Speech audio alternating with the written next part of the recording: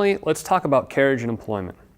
Having a light with you is easier and more convenient than ever before, with a wide range of holsters and cases that work with duty belts, casual belts, or nylon trainer belts. Many lights come with detachable pocket clips, so that you can have that option as well. There's an extensive array of options available on Policestore.com for you to choose from. So we have our light at hand. Now, how do we use it? There are a lot of different situations in which we may need to employ a light, but 4 basic holds can be used for pretty much any of them. First, we'll cover using a light with a handgun. The Harry's method is the oldest and still quite valid. It's also the only method that is adaptable to both tail cap switch lights and lights with a side switch like the Stinger or the 511 Light for Life. The Harry's technique is executed by grasping the light bezel down and then locking the wrists with the back of the hands touching. An important item that is often overlooked in the Harry's is tension. By applying a firm push from the firing hand and a firm pull from the flashlight hand with the wrist lock, we achieve a much greater degree of stability than if we merely place the hands without tension. Next is the Surefire Rogers or syringe technique. This allows you to maintain a much more conventional two-handed grip on the firearm, and although it can work with various light designs, it works best with lights like this Z2S combat light from Surefire that have O-rings, stoppers, or a reduced diameter section of the body that allow you to get an appropriate grip and a momentary switch. The light is held in a syringe or cigar type grip, and then the light hand is added to the firearm grip with the light pointed along the barrel line. Now by squeezing the support hand, the light is activated and the light naturally points in the same place as our muzzle.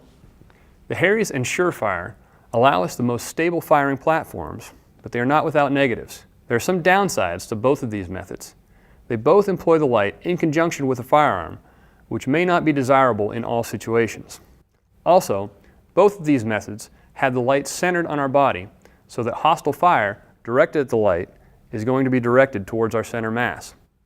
To address these concerns, we'll take a look at some other options.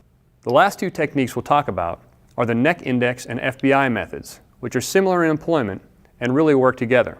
Both of these also have the benefit of allowing the firearm and the light to be independent for those situations where we aren't justified or don't need to be presenting our firearm wherever we're looking, but allow the firearm to be quickly brought into the equation if needed. For the neck index, we simply hold the light as we would for the Harry's technique, but place the light at shoulder level. The light will naturally point where we look when we hold it close to the neck. Having the light truly indexed by touching the fist to the neck gives us the best instinctive pointing, but holding it off on the shoulder a bit gives us a compromise that helps us to keep the light a bit further from our head. The FBI method simply takes the light from the neck index and moves it away from the body so that incoming fire directed at our light is not coming towards our vital regions. You can combine these 2 methods so that the natural pointing ability of the neck index is used to orient the light, and then quickly after illumination, once you have the beam as a reference for where the light is pointed, the light can be moved to the FBI location to get it away from the body. Now let's talk about retention. Obviously, if we want to reload, clear a stoppage, or any other task that requires a free hand, we aren't going to reholster, so it's the light that has to give. Now with just a bare light, our options are less than perfect. We can tuck it under our arm,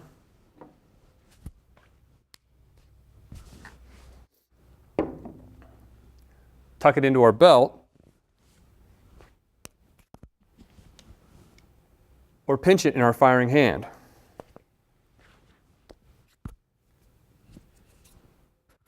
However, we're really doing ourselves a disservice if we don't have some sort of retention device on a standard size tactical light. In this arena, we have 2 main categories of lanyards and rings. There are a lot of ways to use a lanyard to hang onto a light and free your hands for other tasks, but I'll show you a few of the options. One we see a lot, but I don't much care for, is around the wrist. Yes, the lanyard will hold the light there, and it can be flipped into the hand rather easily,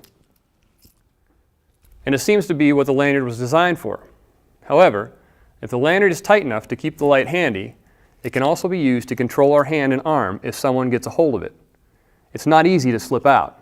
A method borrowed from Clint Smith addresses that weakness. By shortening up the lanyard and placing it over our thumb and across the back of our hand, the light is still quite secure. It's very easy to flip into our hand, and it's out of the way when we need it to be. You can shorten the lanyard to get rid of all the excess, which is a snag hazard.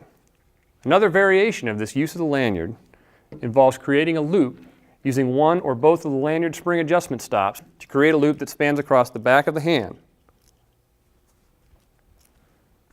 This secures the light a little more firmly at the expense of being a little slower to employ.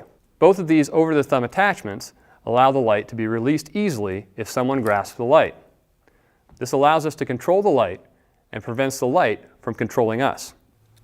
Another option for retention is the ring. Rings can be metal, rubber, plastic, or in this case, a simple paracord loop. The ring goes around a finger and keeps the light secure while using the hand for other tasks, but allows it to quickly be flipped back into position. This method can be used with the ring on the index finger for the syringe grip technique, but it works best for the other employment methods. At Policestore.com, we feature a wide selection of the best brand names in lights, including Surefire, Streamlight, Bright Strike, Inforce, LZ, 511, Pelican, and more. We have everything from pocket lights to the high output lights, and both accessories to convert handheld lights into weapon-mounted lights, and numerous dedicated weapon light models. By comparing lumen output, mode switching, run times, and other features, you can find a light that exactly meets your needs today. And of course, every light we sell is backed by our 100% unconditional lifetime satisfaction guarantee. So if you find out that a light you've purchased from us doesn't meet your needs, we'll make it right. So check out the incredible selection of lights at Policestore.com today.